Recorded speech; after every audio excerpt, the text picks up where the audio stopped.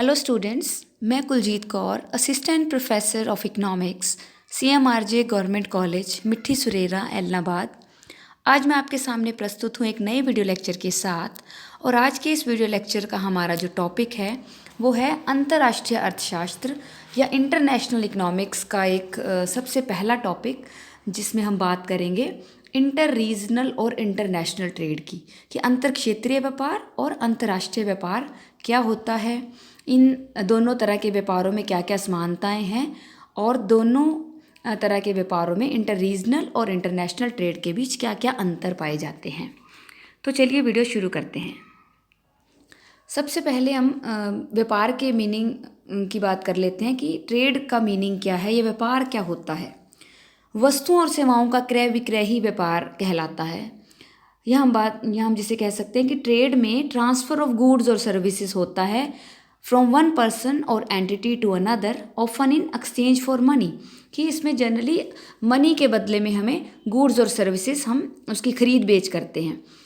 अब आजकल मनी प्रचलित है, तो पहले जब बार्टर सिस्टम चलता था तब क्या होता था, तब भी व्यापार था, तब वस्तुओं और सेवाओं के बदले में वस्तुओं और सेवाओं का ही लेन देन होता था, उसमें मनी का एक्सचेंज नहीं किया जाता था। और आजकल क्या है, मनी की फॉर्म में भी हम जो पेमेंट कर सकते हैं, या हम कार्ड के थ्रू भी गुड्स और सर्विसेज का एक्सचेंज कर सकते हैं।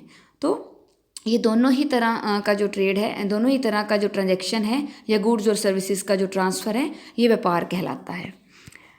नेक्स्ट है हम इंटर रीजनल ट्रेड की बात कर लेते हैं कि अंतर क्षेत्रीय व्यापार, या इसे हम आंतरिक व्यापार भी कह सकते हैं, या इसे हम घरेलू व्यापार भी कह सकते हैं। तो इंटर रीजनल ट्रेड जो होता है वो होता है एक ही देश के जो निवासी हैं उनके द्वारा एक ही देश के डिफरेंट स्थानों या क्षेत्रों के बीच व्यापार करना। कि जैसे हम बात करें कि पंजाब और हरियाणा के बीच, या पंजाब हरियाणा आपस में हिमाचल प्रदेश के साथ व्यापार कर रहे हैं, तो इंडिया के जो डिफरेंट स्टेट्स हैं, अगर उनमें आपस में जो ट्रेड हो रहा है तो उसे इंटर रीजनल ट्रेड कहा जाएगा, या अंतर क्षेत्रीय व्यापार कहा जाएगा, या हम इसे घरेलू व्यापार भी बोल सकते हैं। कि देश एक है, उसके डिफरेंट स्थानों के जो निवासी हैं वो एक दूसरे के साथ व्यापार कर रहे हैं, तो ये इंटर रीजनल ट्रेड कहलाता है। नेक्स्ट है इंटरनेशनल ट्रेड, अंतरराष्ट्रीय व्यापार। जैसे कि नाम से ही पता लग रहा है, राष्ट्रों के भीतर होने वाला व्यापार अंतरराष्ट्रीय। तो international trade is a trade between two और मोर देन टू कंट्रीज़। कि अंतर्राष्ट्रीय व्यापार वो व्यापार है जो दो या दो से अधिक देशों के बीच वस्तुओं और सेवाओं के आदान प्रदान के द्वारा होता है। जैसा कि आप देख पा रहे हैं, जो हमने एक डायग्राम लिया है उसमें एक तरफ इंडिया है और दूसरी तरफ हमने US से लिया, कि तो भारत और अमेरिका के बीच होने वाला जो व्यापार है वो अंतर्राष्ट्रीय व्यापार कहलाएगा, या हम इसे फॉरेन ट्रेड भी कह सकते हैं, विदेशी व्यापार भी कह सकते हैं। भारत से अमेरिका को सामान जाएगा अगर, तो भारत का वो निर्यात कहलाएगा, और अगर भारत अमेरिका से कुछ सामान मंगवा रहा है तो वो भारत का आयात कहलाएगा। अब हम बात कर लेते हैं इंटरनेशनल ट्रेड की कुछ डेफिनेशंस की। सबसे पहली डेफिनेशन हम ले रहे हैं एनातोल मुराद की। एनातोल मुराद के शब्दों में अंतर्राष्ट्रीय व्यापार राष्ट्रों के बीच होने वाला व्यापार है। कि international trade is a trade between nation. इसी तरह से दूसरी परिभाषा हम यहाँ ले रहे हैं वॉजरमैन और हाल्टमैन की। International trade consist of transactions between residents of different countries. कि अंतर्राष्ट्रीय व्यापार का जो संबंध है उस लेन देन से होता है जो विभिन्न देशों में होता है। तो इस तरह से हमने अभी समझा कि दो या दो से अधिक देशों के बीच जो होने वाला व्यापार है वो अंतर्राष्ट्रीय व्यापार है, और एक ही देश के विभिन्न क्षेत्रों या स्थानों के बीच होने वाला व्यापार अंतर क्षेत्रीय व्यापार है। नेक्स्ट हम बात कर लेते हैं बेसिस ऑफ इंटरनेशनल ट्रेड, की अंतर्राष्ट्रीय व्यापार के आधार क्या हैं, या अंतर्राष्ट्रीय व्यापार किन किन कारणों से किया जाता है। सबसे पहला जो आधार है, बेस हम ले रहे हैं, वो है इंटरनेशनल स्पेशलाइजेशन, अंतर्राष्ट्रीय विशिष्टीकरण। अंतर्राष्ट्रीय व्यापार का प्रमुख कारण है अंतर्राष्ट्रीय विशिष्टीकरण। तो सबसे पहले हम विशिष्टीकरण का अगर हम मतलब देखें, अंतर्राष्ट्रीय विशिष्टीकरण से पहले विशिष्टीकरण का अगर हम मतलब देखें, विशिष्टीकरण का मतलब होता है किसी विशेष कार्य में या किसी विशेष वस्तु के उत्पादन में एक स्पेशल कौशल या स्पेशलाइज स्किल प्राप्त करने से है। तो अगर हम अर्थव्यवस्था के दृष्टिकोण से अगर बात करें तो उत्पादन के उन विभिन्न क्षेत्रों में देश के संसाधनों के उपयोग से है जिससे शेष विश्व की तुलना में देश को तुलनात्मक लागत या लागत कम हो या तुलनात्मक लाभ ज़्यादा प्राप्त हो। कि मतलब अपने देश के जो संसाधन हैं उसका जो उपयोग है उन विशेष वस्तुओं के उत्पादन में करो जिनमें उपयोग करने से उस देश को तुलनात्मक रूप से लाभ प्राप्त होगा। तो इस तरह से क्या होगा, उस विशेष वस्तु का उत्पादन घरेलू ज़रूरतों से ज़्यादा हो जाएगा और हम इस सरप्लस प्रोडक्शन को निर्यात कर देंगे। और दूसरी ओर जो क्षेत्र या जो गैर विशिष्ट क्षेत्रों से हमने साधनों को वापस ले लिया उस क्षेत्र में क्या होगा, उस देश की घरेलू ज़रूरतों को पूरा करने के लिए वस्तुओं का उत्पादन कम पड़ जाता है। इसके फलस्वरूप उसके आयात की ज़रूरत पड़ती है। तो अंतर्राष्ट्रीय व्यापार मतलब निर्यात और आयात अंतर्राष्ट्रीय जो विशिष्टीकरण है उसका ही स्पष्ट परिणाम है, या हम कहें और अंतर्राष्ट्रीय विशिष्टीकरण श्रम विभाजन का परिणाम है। नेक्स्ट दूसरा जो बेस है वो है non availability of a specific factor, कि किसी विशेष साधन का उपलब्ध ना होना। कि किसी देश में अगर कोई स्पेसिफिक साधन, क्योंकि सभी देशों में सभी साधन उपलब्ध नहीं होते, किसी देश में कोई साधन ज़्यादा होता है, किसी देश में दूसरा साधन ज़्यादा हो सकता है। तो अगर किसी देश को किसी ऐसे साधन की ज़रूरत है जो उसके देश में नहीं है तो वो उसका आयात कर सकता है। तो इसलिए अंतर्राष्ट्रीय व्यापार का आधार है किसी विशेष साधन का उपलब्ध ना होना। जैसे इंग्लैंड में चाय नहीं है, जापान में लोहा नहीं है, तो वो ये आयात कर लेते हैं। इसी तरह भारत जो है वो टीन का आयात करता है क्योंकि भारत में टीन नहीं पाया जाता। तो अंतर्राष्ट्रीय व्यापार का आधार किसी विशेष साधन का उस देश में उपलब्ध ना होना भी हो सकता है। नेक्स्ट है डिफरेंस इन कोस्ट्स, लागतों में अंतर। तो अंतर्राष्ट्रीय व्यापार का एक और महत्वपूर्ण कारण या हम बेस कहें, आधार कहें, वो है विभिन्न देशों में विभिन्न वस्तुओं की लागतों में पाया जाने वाला अंतर भी है। कि डिफरेंट किसी भी कमोडिटी का जो उत्पादन है वो डिफरेंट कंट्रीज़ में अलग अलग लागतों पर हो सकता है, या हम कहें किसी विशेष वस्तु का उत्पादन विभिन्न देशों में अलग अलग लागतों पे होता है। ये अंतर दो तरह का हो सकता है। एक होता है एब्सोल्यूट कॉस्ट डिफरेंस, जिसे हम निरपेक्ष लागत अंतर बोलते हैं, और दूसरा होता है तुलनात्मक लागत में अंतर, कंपैरेटिव कॉस्ट डिफरेंस। तो जो निरपेक्ष लागत अंतर है ये एडम स्मिथ ने दिया है। एडम स्मिथ ने ये मानना है कि अंतर्राष्ट्रीय व्यापार का जो आधार है निरपेक्ष लागतों में पाया जाने वाला अंतर है।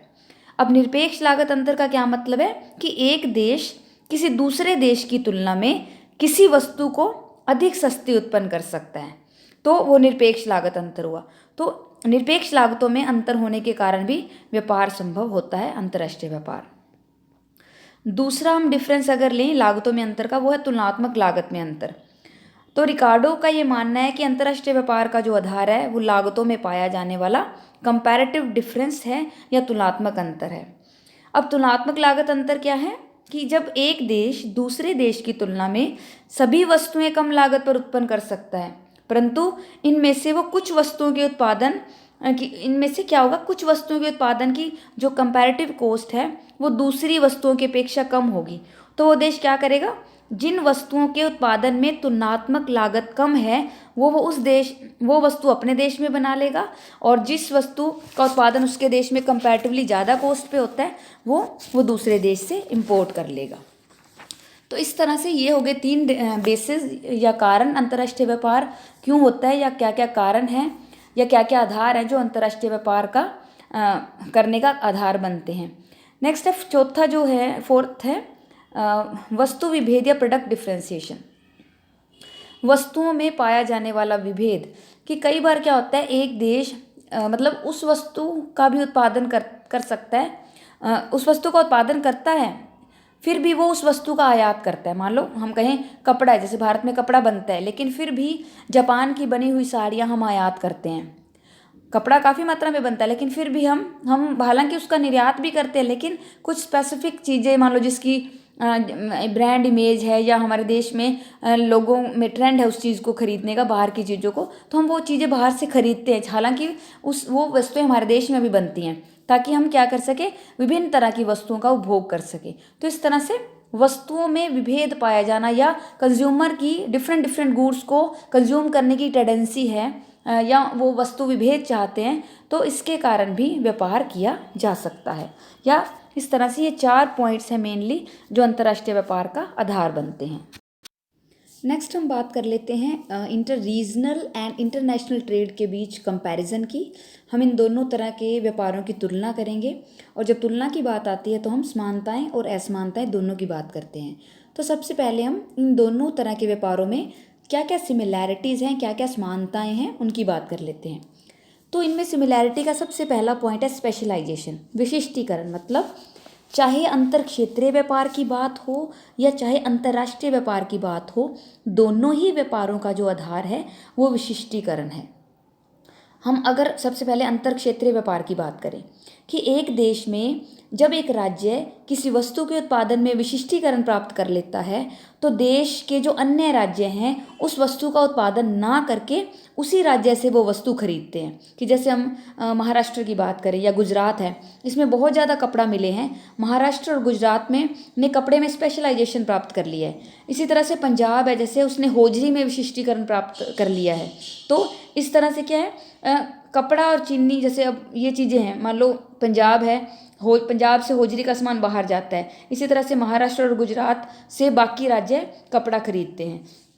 तो चाहे अंतर क्षेत्रीय व्यापार की बात हो, अब हम अंतर्राष्ट्रीय व्यापार की बात करें तो विभिन्न देश भी जब एक वस्तु के उत्पादन में विशिष्टीकरण प्राप्त कर लेते हैं तो वहाँ से अन्य देशों को वो चीज़ें जाने लग जाती हैं। जैसे बांग्लादेश है, उन्होंने पटसन की वस्तुओं में स्पेशलाइजेशन हासिल कर रखा है। अमेरिका में मशीनरी जैसे मशीनें हैं उसमें स्पेशलाइजेशन है। तो इस तरह से अमेरिका मशीनों का और जो बांग्लादेश है वो पटसन का निर्यात करता है डिफरेंट कंट्रीज़ को। तो फर्स्ट पॉइंट हो गया जो इसमें सिमिलैरिटीज़ पैदा करता है वो है विशिष्टीकरण की बात। दूसरा है लागत की बात कर ले। चाहे अंतर क्षेत्रीय व्यापार है चाहे अंतर्राष्ट्रीय व्यापार है, दोनों ही व्यापारों का उद्देश्य होता है कम से कम लागत पर वस्तुओं का उत्पादन करना। एक देश में जिस स्थान पर वस्तुओं के उत्पादन की लागत कम होती है वहाँ से वो वस्तुएं दूसरे स्थानों पर जाने लग जाती हैं। जैसे एग्जाम्पल लें हम, आंध्र प्रदेश है, इसमें क्या है, चावल और मछली, इनका उत्पादन दूसरे देश जो देश के दूसरे राज्य हैं उसकी तुलना में कंपैरेटिवली कम कॉस्ट पे इन दोनों चीज़ों का प्रोडक्शन होता है। तो आंध्र प्रदेश इन दोनों वस्तुओं का उत्पादन करता है और देश के अन्य भागों में भेजता है। तो इसी तरह से अंतर्राष्ट्रीय व्यापार में भी जिस देश में वस्तु की उत्पादन लागत कम होती है, अन्य देश वहीं से ही उस वस्तु का आयात करते हैं। तो इस तरह से दोनों ही व्यापारों का उद्देश्य है कम मूल्य पर अधिकतम उत्पादन प्रदान करना।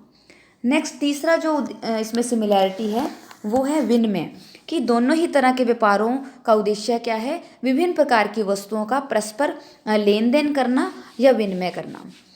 नेक्स्ट है प्रॉफिट।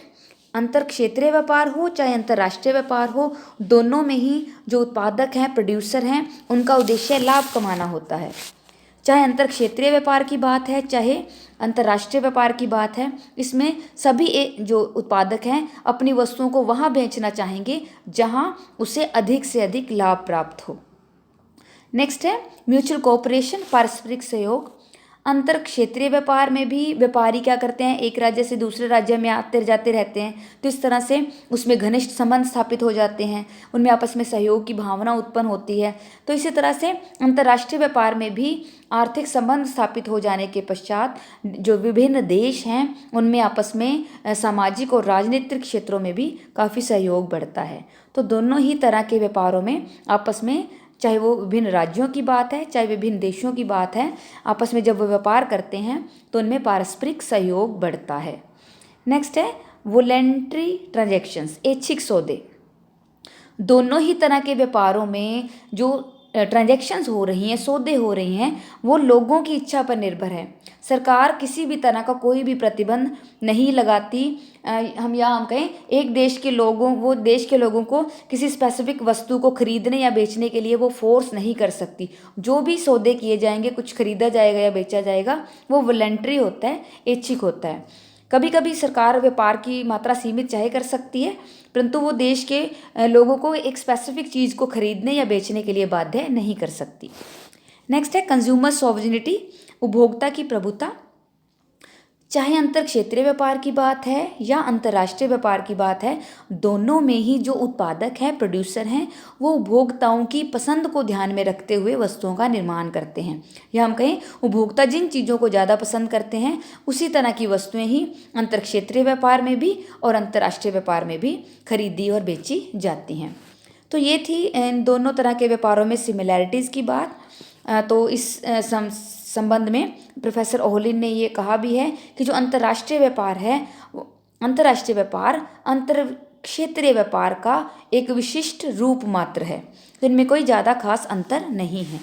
लेकिन जो अर्थशास्त्री इस कॉन्सेप्ट को नहीं मानते, उनका ये मानना है कि इन दोनों व्यापारों में अंतर है और अंतर क्षेत्रीय व्यापार के लिए जो सिद्धांत अंतर्राष्ट्रीय व्यापार पर लागू होता है, या हम कहें जो सिद्धांत अंतर क्षेत्रीय व्यापार पर लागू होता है, वो अंतर्राष्ट्रीय व्यापार पर लागू नहीं हो सकते। इसलिए वो अंतर्राष्ट्रीय व्यापार के लिए एक पृथक सिद्धांत की बात करते हैं।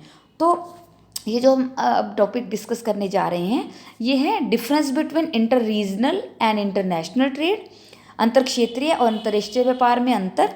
या हम अगर आपके एग्जाम में इस तरह से भी पूछा जा सकता है ये कि arguments in favour of a separate theory for international trade, कि अंतर्राष्ट्रीय व्यापार के लिए एक पृथक सिद्धांत की क्यों ज़रूरत महसूस हुई, उसके पक्ष में आपने तर्क देने हैं। तो इसको हम वन बाय वन पॉइंट्स को डिस्कस करते हैं कि जो ये बात सिद्ध करेंगे कि अंतर क्षेत्रीय व्यापार और अंतर्राष्ट्रीय व्यापार दोनों के लिए एक पृथक सिद्धांत होना चाहिए। इसमें सबसे पहला पॉइंट है immobility of the factors of production, उत्पादन के साधनों की गतिहीनता।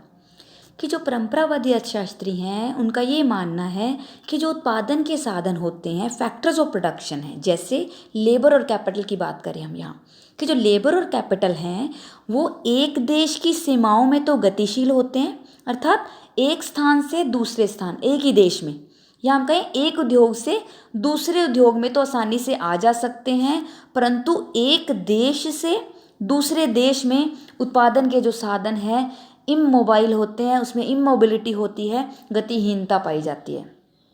इसे हम एग्जाम्पल से लें कि मान लो अधिक मजदूरी मिल रही है, वेज ज़्यादा मिल रही है, मान लो किसी व्यक्ति को अधिक मजदूरी मिलने पे भी वो व्यक्ति अपने देश को छोड़ के दूसरे देश में नहीं जाना चाहता। क्यों? उसका कारण क्या है? उसके अपने भाई बंधु सगे संबंधी, उसके फ्रेंड्स, उसकी लैंड, उसकी संपत्ति, वो सब यहीं है, वो उसको छोड़कर नहीं जाना चाहता। एक दूसरा अपने देश से प्रेम, और दूसरा उसकी लैंग्वेज की जो प्रॉब्लम, लैंग्वेज है वो मेन बाधा बनती है इनकी गतिशीलता में। इसी तरह से एक व्यक्ति जो है वो दूसरे देश में पूंजी लगाने से घबराएगा, क्योंकि उसको इतना ज्ञान नहीं होता कि दूसरे देश में क्या प्रॉफिट की संभावनाएं हैं। अगर मान लो पूंजी को कहीं कोई जब्त हो गई या उसे वहाँ न्याय मिलेगा या नहीं, तो इस तरह से पूंजी की गतिशीलता में भी काफ़ी कठिनाइयाँ आती हैं एक देश से दूसरे देश में। तो इसलिए परंपरावादी मानते हैं कि दो देशों में उत्पादन के साधनों की इसी गतिहीनता के कारण ही साधनों में पूर्ण प्रतियोगिता नहीं होती। इसलिए दो देशों में वस्तुओं की लागत में और कीमतों में डिफरेंस पाया जाता है, और इसी डिफरेंस के कारण ही अंतर्राष्ट्रीय व्यापार संभव होता है। इसलिए वो एक सेपरेट थ्योरी की बात करते हैं दोनों तरह के व्यापारों के लिए। क्यों? क्योंकि वो मानते हैं कि उत्पादन के साधन एक देश में तो गतिशील हैं, लेकिन एक देश से दूसरे देश में गतिशील नहीं है। तो यहाँ से इन दोनों तरह के व्यापारों में अंतर की बात आ गई। ये अंतर भी है और एक सेपरेट थ्योरी के पक्ष में तर्क भी हम बात कर रहे हैं। नेक्स्ट है डिफरेंट प्रोडक्शन कंडीशंस, उत्पादन परिस्थितियों में भिन्नता। कि दो देशों में जो उत्पादन की परिस्थितियां हैं उनमें भी काफ़ी अंतर होता है, लेकिन एक ही देश में, अगर एक देश में प्रोडक्शन की हम कंडीशंस की बात करें, उनमें कोई ज़्यादा खास अंतर नहीं पाया जाता, क्योंकि हर देश की जो टेक्नोलॉजी है, टैक्सेशन का सिस्टम है, लेबर से रिलेटेड लॉज हैं, वहाँ के सोशल कस्टम्स हैं, प्रोडक्शन की क्या क्या फैसिलिटीज़ देती है वहाँ की सरकारें, ये हर देश में अलग अलग होती हैं। हो सकता है कुछ देशों में तो प्रोडक्शन को इनकरेज करने के लिए सरकार ज़्यादा से ज़्यादा वो सब्सिडीज़ दे, टैक्सेस कम लगाए, तो हो सकता है उस देश में दूसरे देशों की तुलना में उत्पादन लागतें कम होएंगी। इसलिए विभिन्न देशों में एक वस्तु की कीमत अलग अलग हो सकती है। वो कैसे हुई? वो उस देश में पाई जाने वाली डिफरेंट प्रोडक्शन कंडीशंस के कारण। तो इस तरह से हम कह सकते हैं कि एक देश में तो उत्पादन परिस्थितियों में ज़्यादा कोई अंतर नहीं होता, लेकिन डिफरेंट डिफरेंट कंट्रीज़ की बात करें, विभिन्न देशों में उत्पादन परिस्थितियों में काफ़ी भिन्नता होती है, जिसके कारण वहाँ पर वस्तुओं की कीमतें अलग अलग हो सकती हैं। नेक्स्ट है डिफरेंट करेंसीज, विभिन्न मुद्राएं। विश्व के विभिन्न देशों में जो मुद्रा प्रणाली है या मौद्रिक नीति है वो अलग अलग होती है। जिस देश से हमें मान लो वस्तुएं खरीदनी है तो हमें उस देश की मुद्रा की ज़रूरत पड़ेगी और इसके फलस्वरूप भुगतान संतुलन की समस्या भी उत्पन्न हो सकती है। लेकिन अगर एक ही देश के डिफरेंट डिफरेंट राज्यों में हम ट्रेड कर रहे हैं या अंतर क्षेत्रीय व्यापार की बात करें तो उसमें सभी राज्यों में एक ही तरह की मौद्रिक प्रणाली या मौद्रिक नीति होती है और हमें एक देश के अंदर व्यापार करते समय मुद्रा के संबंध में इस तरह की कोई भी समस्याएं उत्पन्न नहीं होती, क्योंकि एक ही देश में उसी करेंसी से काम चल जाता है। लेकिन विभिन्न देशों से हमने ट्रांजैक्शन करनी है तो हमें विभिन्न मुद्राओं की ज़रूरत पड़ती है। नेक्स्ट है अगला डिफरेंस, डिफरेंट मार्केट कंडीशंस, विभिन्न बाजार परिस्थितियाँ। कि अब हम बाजार परिस्थितियों की बात करते हैं कि अंतर्राष्ट्रीय व्यापार में जो क्रेता और विक्रेताओं के बीच भौगोलिक दूरी तो है ही है, उसके अतिरिक्त बाजार की परिस्थितियां जैसे परंपराएं हो गई, रुचियां हैं, रीति रिवाज हैं, मापतोल है, मापतोल किस तरह से हो रहा है, वहाँ पे किस तरह के मापतोल के लिए वेट यूज़ किए जा रहे हैं, बिक्री की शर्तें किस तरह की हैं, इनमें काफ़ी डिफरेंस होता है और इसमें डिफरेंस होने के कारण बहुत सारी कठिनाइयाँ उत्पन्न होती हैं अंतर्राष्ट्रीय व्यापार में। इसी तरह से अंतर्राष्ट्रीय व्यापार की हम बात करें तो वस्तु की पैकिंग अगर सही तरीके से नहीं हुई तो वस्तु की रास्ते में टूट फूट हो सकती है, चोरी होने का खतरा होगा। इसी तरह से दुर्घटना होने पर या किसी भी तरह की कोई गलती होने पर उसमें सुधार करने के लिए भी पर्याप्त समय लगने के साथ साथ काफ़ी खर्चा भी आता है। लेकिन घरेलू व्यापार में या अंतर क्षेत्रीय व्यापार में इस तरह की कठिनाइयाँ उत्पन्न होने की जो संभावनाएँ हैं वो काफ़ी कम होती हैं। नेक्स्ट जो डिफरेंस है वो है differences in natural resources and geographical conditions, प्राकृतिक संसाधनों और भौगोलिक परिस्थितियों में अंतर। प्रत्येक देश में जो है प्राकृतिक संसाधन और भौगोलिक परिस्थितियाँ डिफरेंट होती हैं। जैसे कि हम भारत की बात करें, भारत में अभ्रक है, मैग्नीज है, लोह, इनके पर्याप्त भंडार हैं। जबकि कुवैत या इराक की बात करें तो उनमें तेल के भंडार काफ़ी हैं। इसी तरह से हर कंट्री में कोई ना कोई साधन जो है ज़्यादा मात्रा में हो सकता है, किसी देश में किसी साधन की कमी भी हो सकती है। इसी तरह हम बात करें जलवायु की या वहाँ की भौगोलिक परिस्थितियों की, चाहे वर्षा की बात करें, मिट्टी में भिन्नता की बात करें, तो ये डिफरेंट कंट्रीज़ की डिफरेंट होती हैं, जिसके कारण जो कृषि उत्पादन है और उद्योगों में भी काफ़ी भिन्नता पाई जाती है और इसी भिन्नता के कारण प्रत्येक देश में भी वस्तु की लागत में काफ़ी अंतर आ जाता है। नेक्स्ट है इंपोर्ट एंड एक्सपोर्ट रिस्ट्रिक्शंस, आयात और निर्यात पर प्रतिबंध। एक देश के अगर विभिन्न भागों में हम व्यापार की बात करें या अंतर्क्षेत्रीय व्यापार की बात करें तो विभिन्न वस्तुओं के क्रय विक्रय पर साधारणतः सरकारें प्रतिबंध नहीं लगाती, क्योंकि राष्ट्रीय विकास और सुरक्षा की दृष्टि से जो विभिन्न देशों की सरकारें हैं, लेकिन सुरक्षा की दृष्टि से दूसरे देशों के साथ व्यापार पर प्रतिबंध लगा सकती हैं सरकारें, लेकिन एक ही देश के विभिन्न भागों में अगर वस्तुओं के क्रय विक्रय की बात है तो ज़्यादातर प्रतिबंध नहीं लगाए जाते। इसी तरह से मान लो हम किसी दूसरे देश से ट्रेड कर रहे हैं, व्यापार कर रहे हैं और किसी खास वस्तु का आयात हमने रोकना है तो सरकारें क्या करती हैं, टैरिफ ज़्यादा मात्रा में लगा सकती हैं, तट कर लगा सकती हैं, ताकि टैक्स लगा के उस वस्तु की कीमत बढ़ जाए और उस वस्तु के आयात रुक जाएं। तो इस तरह से ये जो आयात और निर्यात पर प्रतिबंध हैं वो अंतर्राष्ट्रीय व्यापार पर लगाए जाते हैं। जनरली अंतर्राष्ट्रीय व्यापार पर इस तरह के कोई खास प्रतिबंध नहीं लगाए जाते। नेक्स्ट है वस्तुओं की गतिशीलता में अंतर, difference in the mobility of the goods. अगर हम मोबिलिटी ऑफ गुड्स की बात करें, वस्तुओं की गतिशीलता की बात करें तो आंतरिक व्यापार में मान लो एक देश में एक स्थान से दूसरे स्थान तक अगर हमने वस्तुएं भेजनी है तो यातायात के साधन जैसे रेल और सड़क, इसका प्रयोग हो सकता है। लेकिन जब अंतर्राष्ट्रीय व्यापार है तो उसमें अगर एक देश से दूसरे देश में सामान भेजना है तो उसमें तो हवाई मार्ग और जल मार्ग ही यूज़ होगा। तो प्रत्येक देश के पास जरूरी नहीं कि हवाई जहाज़ और समुद्री जहाज़ों की उचित व्यवस्था हो, इसलिए आंतरिक व्यापार की तुलना में अंतर्राष्ट्रीय व्यापार में वस्तुओं की गतिशीलता में काफ़ी कठिनाइयाँ आ सकती हैं। तो इस तरह से हमने देखा कि अंतर्राष्ट्रीय व्यापार और अंतर्क्षेत्रीय व्यापार में काफ़ी अंतर है और इसलिए अंतर्राष्ट्रीय व्यापार के लिए एक पृथक सिद्धांत की ज़रूरत है। इस वीडियो लेक्चर में हमने सिमिलैरिटीज़ की बात की दोनों तरह के व्यापारों की और दोनों तरह के व्यापारों की अंतर की बात की। नेक्स्ट वीडियो लेक्चर में हम बात करेंगे कि अंतर क्षेत्रीय व्यापार और अंतर्राष्ट्रीय व्यापार के बीच एक पृथक सिद्धांत के विपक्ष में तर्क की बात करेंगे, और अंतर्राष्ट्रीय व्यापार के क्या लाभ हैं और क्या हानियां हैं, इस सब को हम नेक्स्ट वीडियो लेक्चर में डिस्कस करेंगे। Thank you.